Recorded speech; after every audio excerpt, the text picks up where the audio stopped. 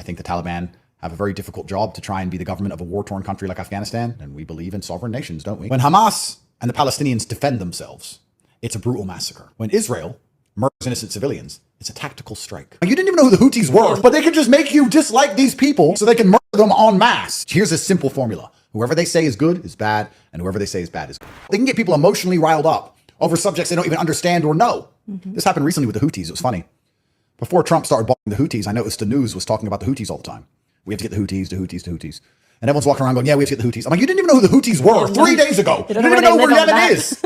But they can just make you dislike these people so they can murder them en masse. How do they do that? Because they can emotionally affect you. I can't be emotionally affected. In the West, if they have an idea that they want to psyop the population with, they aim for children and women first. They don't aim for the men. We're hard to convince. That's what they did with the October 7th. The first thing that came out was behead babies. Of course, a lie. To psyop. Trigger women. 100%. Yeah. I got in an argument with somebody when the Taliban retook Afghanistan.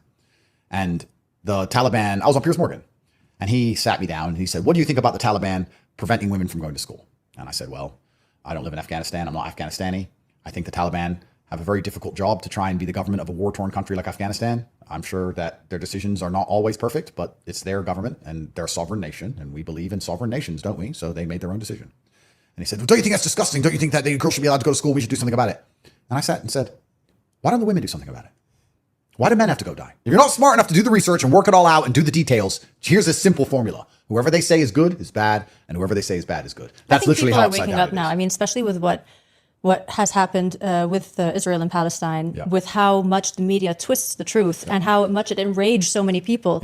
If that is not a lesson for you to say, maybe not everything the media says is right. And the media, another trick they do, it's not only what they say, it's how they say it. And we can talk about Israel-Gaza quickly because you mentioned it. It's a perfect example. When Hamas and the Palestinians defend themselves, it's a brutal massacre. When Israel murders innocent civilians, it's a tactical strike.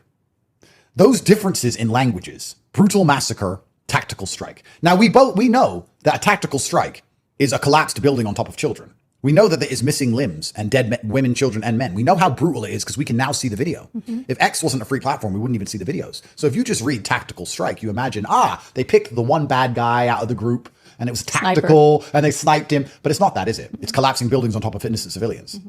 But when Hamas defend themselves, even if they're killing other soldiers, which is the basic prerequisite of war, it's a brutal massacre. So when you're listening to what the media say, it's not only what they're saying, because sometimes they're unfortunately forced to tell some version of the truth. Then what they do is they say it in a particular way and they lie by omission. And by omitting certain parts of the story, they can tell the truth while also lying. This is very, very common. They do this a lot. You were on Piers Morgan